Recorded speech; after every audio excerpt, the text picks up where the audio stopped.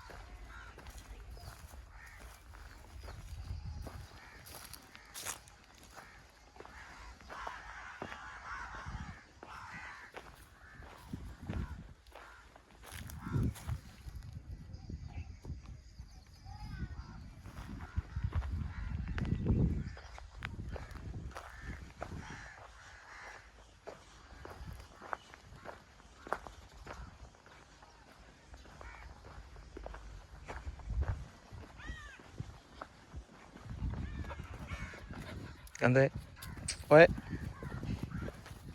चल बस बस बस बस बस।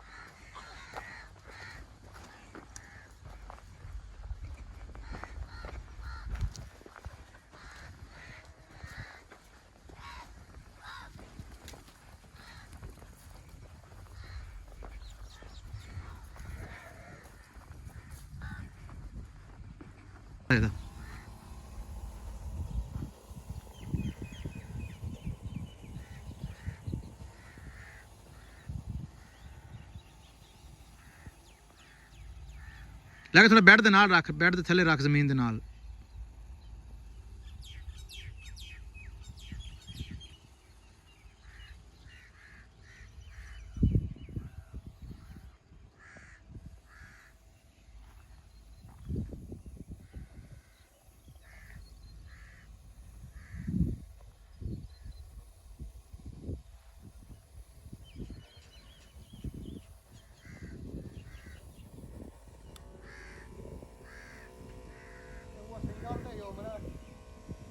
चलो सिंगल ते कर ला,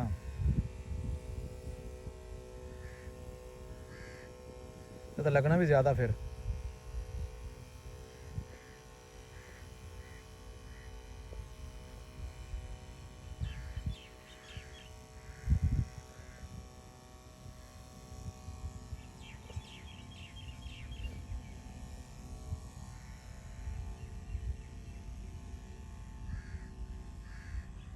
विचाले टोर ते तेरे दोनों दोनों होंदे आ नालियां।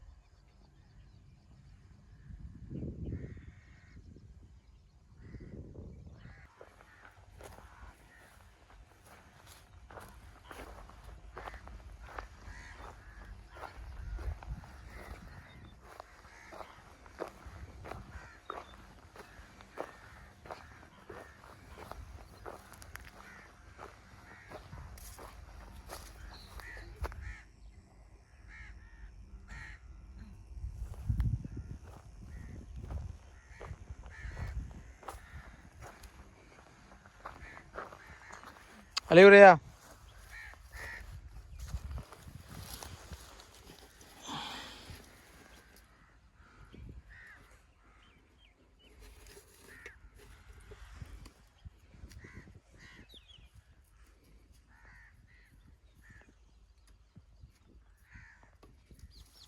ਹਲੇ ਆ ਫਾੜੇ ਬੋਤਲ ਤੇ ਉਹ ਇੱਕ ਚੁੱਕ ਦੋ ਉਹ ਪਈ ਇੱਕ ਉਹ ਵੀ ਚੁੱਕ ਲੈ ਆ ਜਾ ਉੱਥੇ ਡੇਰੇ ਤੇ